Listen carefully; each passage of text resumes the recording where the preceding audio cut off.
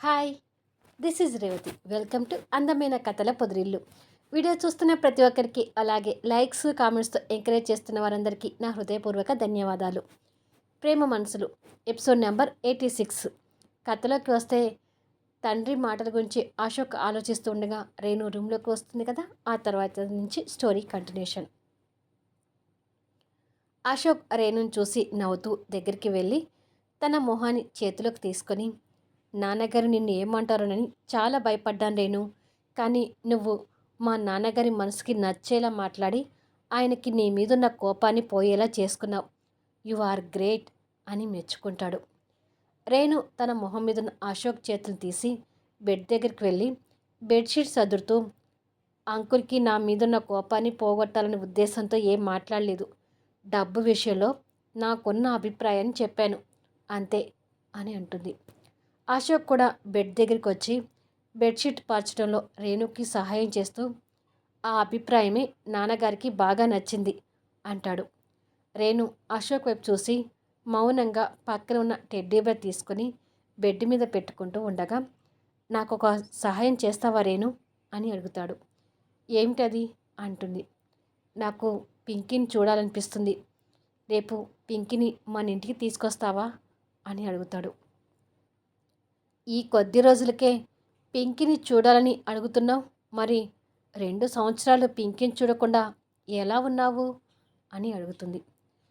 ఎలా ఉన్నాను అనేది నా మనసుకు మాత్రమే తెలుసు అని మనసులో అనుకుంటుండగా, అయినా నేనేంటి ఇలా అడుగుతున్నాను, ఆ 2 సంవత్సరాలు లాస్య నీకు తోడుగా ఉంది కదా అంటుంది. లాస్య తోడుగా ఏమీ లేదు అని అనబోతుండగా శారద దగ్గర నుంచి రేణుకి ఫోన్ కాల్ వస్తుంటుంది. శారద ఫోన్ కాల్ చూడగానే తల్లి మీద తనకున్న అభిమానం బుగ్గల మీద డింపుల్ రూపంలో కనిపిస్తుంటుంది. ఆ డింపుల్తోనే హలో అమ్మా అని నవ్వుతూ మాట్లాడుతుంటుంది. అశోక్ తన సంతోషానికి ఆనందపడుతూ తన బుగ్గల మీద పడుతున్న డింపుల్ని ఆశగా చూస్తుంటాడు. అదే సమయంలో వంశీ చాప మీద ఫైల్స్ ముందు వేసుకొని కూర్చొని ల్యాప్టాప్లో ఆఫీస్ వర్క్ చేస్తుంటాడు. పింకీ బెడ్ మీద పడుకొని నిద్రపోతుంటుంది. దివ్య వచ్చి వంశీ పక్కన కూర్చొని, నేను కూడా ఇంటర్తో ఆపకుండా పెద్ద చదువులు చదువుకొని ఉంటే మీకు ఆఫీస్ వర్క్లో సహాయం చేసే ఉండేదాన్ని కదా అంటుంది. ఆ మాటలకు వంశీ నవ్వి, వర్క్ విషయంలో సహాయం చేయడం అలా ఉంచు, ఇంటర్తోనే చదువు ఆపి సేల్స్ గర్గా చేయబట్టే తమరు నాకు దక్కారు. లేకపోతే నువ్వు ఏ హయ్యర్ స్టడీసో చేసి పెద్ద ఉద్యోగంలో ఉండి ఉంటే నన్ను పెళ్లి చేసుకునేదానివా అని అడుగుతాడు తన బుగ్గని నొక్కుతూ.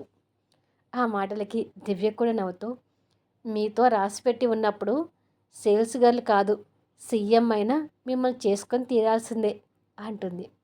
అది నిజమే కావచ్చులే అని.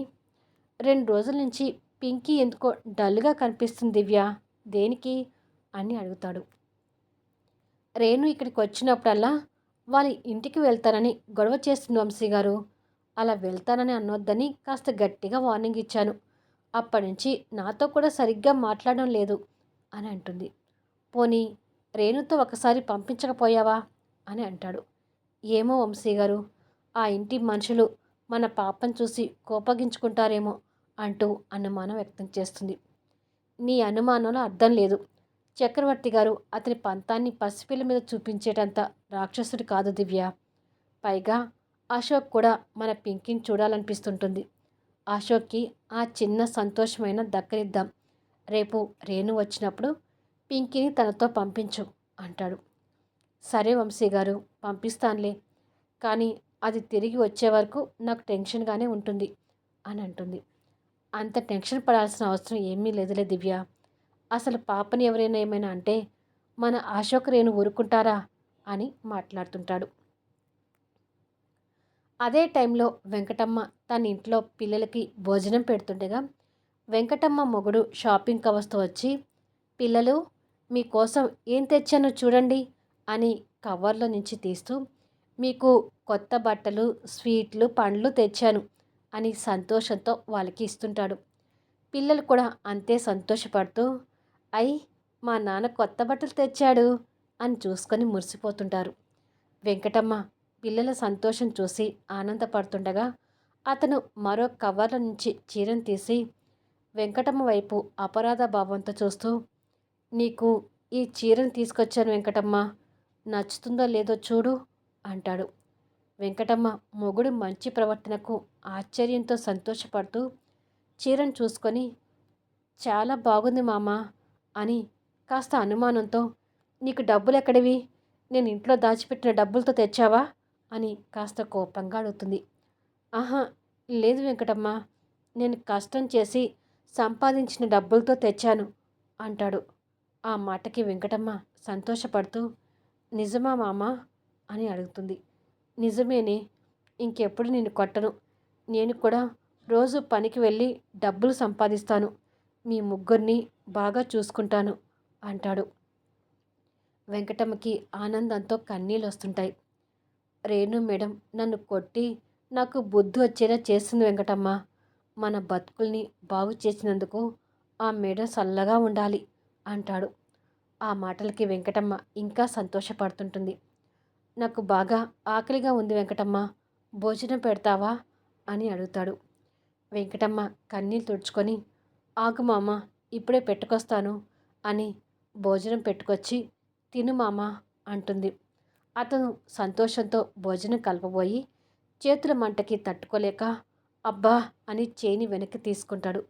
ఏమైంది మామ అంటూ వెంకటమ్మ అతని చేయిని చూస్తే చెయ్యి బొబ్బలు వచ్చి ఉంటుంది.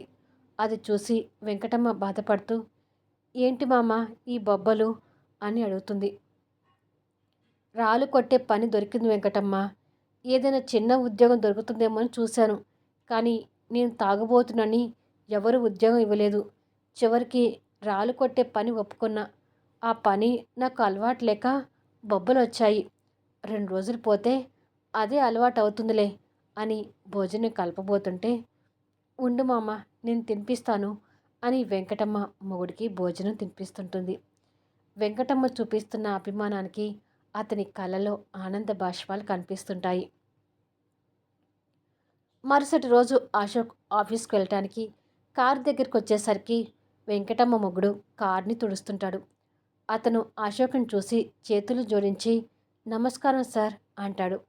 అశోక్ మారిన అతని ప్రవర్తనను చూసి చిరునవ్వుతో అతని భుజం మీద చేయి వేసి, వెంకటమ్మ నీ గురించి చెప్పింది. భార్య మనసుని తిరిగి గెలుచుకున్నందుకు సంతోషంగా ఉంది. నీకు సెక్యూరిటీ జాబ్ ఇవ్వమని మా మేనేజర్కి చెప్పాను, వెళ్ళి మేనేజర్ని కలువు అంటాడు. అతను సంతోషపడుతూ అలాగే సార్ అని అశోక్ ఎక్కడానికి డ్రైవింగ్ సీట్ వైపు ఉన్న కార్ డోర్ తీస్తాడు. అశోక్ కార్ ఎక్కుతుండగానే రేణు కూడా కార్ ఎక్కడానికి వస్తుంటుంది. అతను రేణుని చూసి గుడ్ గుడ్ మార్నింగ్ అని భయపడుతూ చెప్పి రేణు ఎక్కడానికి కార్కి మరో పక్కకు వెళ్ళి కార్ డోర్ తీస్తాడు. రేణు తన స్టైల్లో అతని పైనుంచి కింద వరకు చూసి కారులో అశోక్ పక్కకు వచ్చి కూర్చుంటుంది. అశోక్ తన వైపు ఆశగా చూస్తూ, నేనెప్పుడు నా పెళ్ళాం మనసుని గెలుచుకుంటానో అని అనుకుంటాడు మనసులో. రేణు కూడా అంతే ఓరగా చూస్తూ, నీకంత సీన్ లేదులే అని అనుకుంటుంది మనసులో. ఇక ఇది ఇలా ఉండగా ఒకరోజు రేణు పింకీని తీసుకొని ఇంటికి వచ్చి వాళ్ళ రూమ్లోకి తీసుకొచ్చి, నిన్ను ఇక్కడికి తీసుకొచ్చాను కదా, ఇప్పుడే హ్యాపీనా అని అడుగుతుంది. హ్యాపీగానే ఉంది, కానీ అశోక్ బాబాయ్ ఎక్కడ ఉన్నాడు పిన్ని అని అడుగుతుంది. మరి కొద్దిసేపట్లో వస్తాడు, ఆలోపు ఈ బాల్తో ఆడుకో అని ఓ పెద్ద బాల్ తనకిస్తుంది. పింకీ ఆ బాల్తో ఆడుకుంటూ ఉంటే రేణు బెడ్ మీద కూర్చొని ల్యాప్టాప్లో ఆఫీస్ వర్క్తో మునిగిపోతుంది. పింకీ అలా బాల్తో ఆడుకుంటూ స్టెప్స్ దిగి హాల్లోకి వస్తుంది. హాల్లో ఆడుకుంటుండగా ఆ బాల్ వెళ్ళి పూర్ణ గారి రూమ్ విండోకి తగులుతుంది. కబోర్డ్స్ సర్దుతున్న పూర్ణ ఆ సౌండ్ విని అటుగా చూసేసరికి గ్లాస్ పగిలి కింద పడి ఉంటుంది.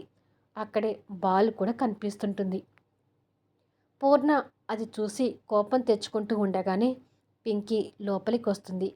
పూర్ణ పింకీని చూసి ఆశ్చర్యపోతుండగానే పింకీ వచ్చి బాల్ తీసుకొని దానిని చెక్ చేసుకొని పూర్ణ వైపు కాస్త కోపంగా చూస్తూ తెలియని తనంతో మాట్లాడుతూ, విండోని రూమ్లో ఎందుకు కట్టించుకున్నారు, బయట గార్డెన్‌లో కట్టించుకోవచ్చుగా. గ్లాస్ గుచ్చుకొని ఈ బాల్‌కి హోల్ పడితే ఏంటి సంగతి? అని నడుంకి చేయి పెట్టుకొని డిమాండ్‌గా అడుగుతుంది. పింకీ మాటలకు పూర్ణ విస్తుపోయి తనలో మరో రేణుని చూస్తూ, నీ పేరు పింకీ కాదే, జూనియర్ రేణు అని పెట్టి ఉండాల్సింది అంటూ తన దగ్గరికి వెళ్ళకు, గాజు ముక్కలు గుచ్చుకుంటాయి అని తన్ని దూరంగా జరుపుతుంది. పింకీ పూర్ణ జుట్టుని గమనిస్తూ, మా నాయనమ్మ లాగానే మీ జుట్టుకి కూడా వైట్ పెయింట్ అంటింది అని అంటుంది.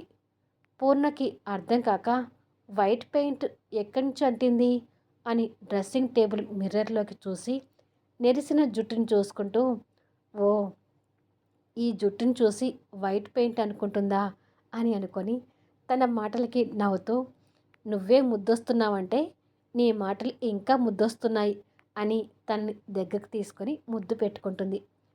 నాకు కావాల్సింది ముద్దులు కాదు, నాతో కలిసి ఆడుకోవటం. రండి, హాల్లోకి వెళ్ళి ఆడుకుందాము అని పూర్ణ చేపట్టుకొని బయటకు తీసుకెళ్తుంది. పూర్ణ తన వయసు మర్చిపోయి పింకీతో సంతోషంగా ఆడుతుంటే అప్పుడే చక్రవర్తి గారు కూడా వచ్చి పింకీని చూసి, వంశీ కూతురు ఇక్కడ ఉందేంటి అనుకుంటూ లోపలికి వస్తుంటాడు. అదిగో, తాతయ్య కూడా వచ్చాడు, మీ తాతయ్యతో ఆడుకో అంటుంది పూర్ణ. పింకీ చక్రవర్తి గారి మొహంలోకి దీర్ఘంగా చూస్తూ, మీ మీసాలు కూడా వైట్ పెయింట్ అంటింది తాత అని అంటుంది. చక్రవర్తి గారు అర్థం కానట్టుగా భార్య వైపు చూస్తుంటాడు. జుట్టుకు రంగు వేసుకొని మీసాలకు రంగు వేసుకోకపోతే ఇలాగే అంటారు అని అంటుంది పూర్ణ నవ్వుతూ. చక్రవర్తి గారికి కూడా అప్పుడు అర్థమై నవ్వుతూ పింకిని దగ్గరికి తీసుకొని ముద్దు పెట్టుకుంటూ, పాప ముద్దుగా ఉంది కదా పూర్ణ అంటాడు. అవును, దివ్యలాగానే ఉంటుంది, కానీ బుద్ధులే రేణు బుద్ధులు వచ్చాయి. ఇది కూడా రేణులాగా చిన్నపాటి రౌడీ పిల్ల అంటుంది. పింకీ చేతిలో ఉన్న బాల్ పక్కన పెట్టి ఇల్లంతా చుట్టూ చూస్తూ, మీ ఇల్లు కూడా మా బృందావనంలాగా పెద్దగా ఉంది. ఇప్పుడు మేము మా బృందావనం నుంచి చిన్న ఇంటికి వచ్చాము. ఆ చిన్న ఇంట్లో ఆడుకోవటానికి గార్డెనే లేదు అంటుంది బాధపడుతూ. ఆ చిన్నదాని మనసులో ఉన్న బాధ మొహంలో కనిపిస్తుంటే ఈ ఇద్దరు మొహాలు చూసుకొని గిల్టీగా ఫీల్ అవుతుంటారు. మా తాత ఊరి నుండి వచ్చినప్పుడల్లా నన్ను మీదకెక్కించుకొని గుర్రం ఆట ఆడేవాడు. ఇప్పుడు మీరు కూడా నన్ను గుర్రం ఆట ఆడిస్తారా తాత అని ముద్దుగా అడుగుతుంది. చిట్టుపొట్టి గౌన్లో ముద్దుగా కనిపిస్తున్న పింకీని చూస్తూ చక్రవర్తి గారు తన పంతాన్ని మర్చిపోయి, ఎందుకు ఆడించడమ్మా, ఆడిస్తాను అని నేల మీదకి వంగి, పూర్ణ, పాపని నా నడుం మీద కూర్చోబెట్టు అంటాడు. అలాగేనండి అని పూర్ణ పాపని చక్రవర్తి గారి నడుం మీద కూర్చోబెడుతుంది. అలా ఇద్దరూ కలిసి పాపని ఆడిస్తుంటారు. రేణు రూమ్లో చేస్తున్న వర్క్ ఆపి, అయ్యో, వర్క్లో పడి పింకీ గురించి మర్చిపోయాను, ఎటు వెళ్ళి ఉంటుంది అని అనుకుంటూ రూమ్ నుంచి బయటకు వచ్చి పాప కోసం వెతుకుతూ కిందికి చూస్తుంది. పాపని ఆడిస్తున్న ఆ ఇద్దరిని ఆశ్చర్యంతో చూసి సంతోషపడుతూ ఆ వెంటనే లోపలికి వెళ్ళి ఫోన్ తీసుకుని వచ్చి వాళ్ళని ఫొటోస్ తీస్తుంటుంది. ఇలా కొద్దిసేపు తర్వాత, ఇంకా ఈ గుర్రం ఆట చాలు తాత, గుర్రం దిగుతాను అంటుంది పింకీ. పూర్ణ నవ్వుతూ పాపని ఎత్తుకొని ముద్దు పెడుతూ, ఈరోజు మమ్మల్ని కూడా చిన్నపిల్లని చేశావు అని అంటుంది. చక్రవర్తి గారు భార్య దగ్గర నుంచి పాపని ఎత్తుకుంటూ, నిజమే పూర్ణ, ఎప్పుడో ఇలా ఆనందాన్ని ఎక్కించుకొని ఆడినట్టుగా గుర్తుంది, మళ్ళీ ఇన్నాళ్ళకి పింకీతో ఆడుకున్నాను అంటాడు. రేణు వాళ్ళ మాటలు వింటూ సంతోషపడుతుంటుంది. అంతలోనే చక్రవర్తి గారు బాధపడుతూ, మన భారతికి పిల్లలు పుట్టే అదృష్టం లేదు, కనీసం మన ఆనందకైనా త్వరగా పిల్లలు పుడితే బాగుండు అంటాడు. ఆ మాటకి పూర్ణ ముభావం అయిపోతే రేణు ఆ మాటలకు కన్నీళ్ళు పెట్టుకుంటూ రూమ్లోకి వెళ్తుంది. ఇంతలో బయట నుంచి భారతి, లాస్య కలిసి వచ్చి వాళ్ళతో ఆడుకుంటున్న పింకీని చూస్తారు. లాస్య పింకీని చూసి మొహం మార్చుకుంటే భారతి మాత్రం ఆనందపడుతూ, పింకీ ఎప్పుడొచ్చింది అంటూ పింకీని ఎత్తుకొని ముద్దు పెట్టుకుంటుంది. రేణుతో వచ్చిందంట అంటుంది పూర్ణ. లాస్యకి మాత్రం అదంతా నచ్చక తన రూమ్లోకి వెళ్తుంది. కొద్దిసేపటికి భారతి ఫ్రూట్స్ కట్ చేసి పింకీ ముందు పెడుతుంది. పింకీ ఆ ఫ్రూట్స్ తింటూ ముగ్గురికి ముద్దుగా కబుర్లు చెప్తుంటే ఆ మాటలకు ఈ ముగ్గురు మురిసిపోతుంటారు. అంతలోనే అశోక్ వచ్చి పింకీని చూసి సంతోషపడుతూ, పింకీ తల్లి నువ్వా, ఎప్పుడొచ్చావు అని అడుగుతాడు. పింకీ అశోక్ చూడగానే సోఫాలో నుంచి దిగి అశోక్ దగ్గరికి వెళ్ళి అశోక్ని చుట్టుకుంటుంది. అశోక్ పాపని ఎత్తుకొని ముద్దాడుతూ, ఈ బంగారు తల్లిని చూసి చాలా రోజులైంది అంటాడు. వాళ్ళిద్దరి మధ్య ఉన్న అనుబంధాన్ని ఈ ముగ్గురు కొత్తగా చూస్తుంటారు. అశోక్ పాపని అలా ముద్దాడుతుంటే ఆనంద్ కూడా తండ్రి అయితే బాగుండు అని ఆ ముగ్గురి మనసులో అనిపిస్తుంటుంది. అశోక్ పాపని ఎత్తుకొని రూమ్లోకి వస్తుంటే కన్నీళ్ళు పెట్టుకుంటున్న రేణు అశోక్ వచ్చేది గమనించి కన్నీళ్ళు తుడుచుకుంటుంది. అశోక్ రేణుని చూసి, పింకీని తీసుకొచ్చినందుకు థ్యాంక్స్ రేణు అంటాడు. నువ్వు అడిగినందుకు తీసుకురాలేదు. తను ఎప్పటి నుంచో మన ఇంటికి సారీ నీ ఇంటికి వస్తానని గొడవ చేస్తుంటే దివ్యక్క ఈరోజు పంపించింది అని అంటుంది. రేణు మాటలకు అశోక్ కాస్త ఫీల్ అయి తర్వాత పాపతో ఆడుకుంటూ ఉంటాడు. వాళ్ళిద్దరూ అలా ఆడుతూ ఉంటే రేణు వాళ్ళని చూస్తుండి పోతుంది. ఇలా కొద్దిసేపు తర్వాత పింకీ వచ్చి చాలాసేపైంది అశోక్, ఇక పింకీని పంపించొస్తాను అని అంటుంది. పింకీని ఈరోజు మన ఇంట్లోనే ఉండనివ్వు రేణు అంటాడు. అవును పిన్ని, ఈరోజు నేను ఇక్కడే ఉంటాను అంటుంది పింకీ. ఇంతలో దివ్య రేణుకి కాల్ చేస్తుంటుంది. రేణు అక్కడి నుంచి పక్కకు వచ్చి హలో అక్క అంటుంది. వంశీ పక్కన కూర్చుని ఉన్న దివ్య కాల్ మాట్లాడుతూ పింకీని ఇంకా తీసుకురాలేదేంటి రేణు అని అడుగుతుంది. పింకీని రేపు మార్నింగ్ తీసుకొస్తానక్క, ఈరోజు ఇక్కడే ఉంటుందిలే అని అంటుంది. దివ్య కాస్త కంగారు పడుతూ వద్దులే రేణు, ఇప్పటికే పింకీ అక్కడికి రావటం మీ అత్తయ్య మావయ్య వాళ్ళకి ఇష్టం ఉందో లేదో అంటుంది డౌట్ పడుతూ. నేను ఇప్పుడే కొన్ని ఫొటోస్ పంపిస్తానక్క, వాటిని చూస్తే నీ మనసులో ఉన్న భయం పోతుంది అని రేణు దివ్యకి ఫొటోస్ పంపిస్తుంది. వంశీ దివ్య ఆ ఫొటోస్ చూసి సంతోషపడుతూ వాళ్ళ మనసులో ఉన్న భయాన్ని పోగొట్టుకుంటారు. కొద్దిసేపటికి అశోక్ పింకీని జోకొడుతుంటే పింకీ అశోక్ మీదనే పడుకొని నిద్రపోతుంటుంది. రేణు వారిద్దరిని చూస్తూ పడుకుంటుంది. ఇలా కొన్ని రోజుల తర్వాత రేణు క్యాలెండర్లో మార్చి పేపర్ వెనుకకు పెట్టి ఏప్రిల్ పేపర్ని ముందుకు తెస్తూ, నేను ఈ ఇంటికి వచ్చి 2 నెలలు పూర్తయ్యాయి, కానీ డివోర్స్ కోసం అశోక్ మనసుని ఏమాత్రం మార్చలేకపోయాను. అశోక్ని డివోర్స్కి ఒప్పించాలంటే ఏం చేయాలి అని ఆలోచిస్తుంటుంది. అదే రోజు దివ్య వామిటింగ్ చేసుకొని తను మళ్ళీ ప్రెగ్నెంట్ అని తెలుసుకొని కంగారు పడుతూ ఆలోచనలో పడి, ఇప్పుడు నేను ప్రెగ్నెంట్ అయ్యి బిడ్డను కంటే వంశీ గారికి ఇంకా బరువు పెంచిన దాన్ని అవుతాను. ఇప్పటికే వంశీ గారు ఆర్థిక ఇబ్బందులతో ఉక్కిరి బిక్కిరి అవుతున్నారు. ఇప్పుడు మరో బిడ్డని కానీ వంశీ గారిని ఇబ్బంది పెట్టలేను. నేను అబార్షన్ చేయించుకుంటానంటే వంశీ గారు ఖచ్చితంగా ఒప్పుకోరు. అలా అని ఇప్పుడున్న ఆర్థిక సమస్యల్లో ఈ బిడ్డని కనలేను. నేను ప్రెగ్నెంట్ అని వంశీ గారికి తెలియకముందే అబార్షన్ చేయించుకోవాలి అని కడుపు మీద చేయి పెట్టుకొని బాధతో కన్నీళ్ళు పెట్టుకుంటుంది. నైట్ 10 అవుతుంటుంది. చక్రవర్తి గారింట్లో అందరూ హాల్లో కూర్చొని టీవీ చూస్తుంటారు. అశోక్ కూడా టీవీ చూస్తూ రేణు బయటికి వెళ్ళి ఇంకా రాలేదేంటి అని ఎదురు చూస్తుంటాడు. అప్పుడే రేణు స్కూటీ దిగి చేతిలో ఉన్న బ్రాందీ సీసా మూత తీసి వాసన చూసుకొని అసహ్యించుకుంటూ, ఛీ, దీని వాసనే భరించలేకపోతున్నాను, అందరూ ఎలా తాగి చేస్తారో ఏంటో అని తిట్టుకుంటూ సగం మందుని డ్రెస్ మీద పోసి మరో సగం బాటిల్ చేతిలో పట్టుకొని, Renu, you are a great actor, so తాగిన దానిలా బాగా యాక్ట్ చేయాలి. నీ యాక్టింగ్ మీద ఎవ్వరికీ అనుమానం రావద్దు, ముఖ్యంగా అశోక్కి అస్సలు అనుమానం రావద్దు. ఈ దెబ్బతో అశోక్ డివోర్స్కి ఒప్పుకోవాలి. ఆల్ ది బెస్ట్ రేణు అని తనకి తానుగా చెప్పుకొని బాటిల్ పట్టుకొని తాగిన దానిలా ఊగుతూ ఇంటి లోపలికి వెళ్తుంటుంది. ఆ తర్వాత ఏం జరుగుతుందనేది నెక్స్ట్ వీడియోలో చూద్దాం. ఈ వీడియోపై మీ అభిప్రాయాలు తెలుపుతూ మీ విలువైన కామెంట్స్ ఇవ్వండి. అలాగే లైక్స్ ఇచ్చి ఎంకరేజ్ చేయండి.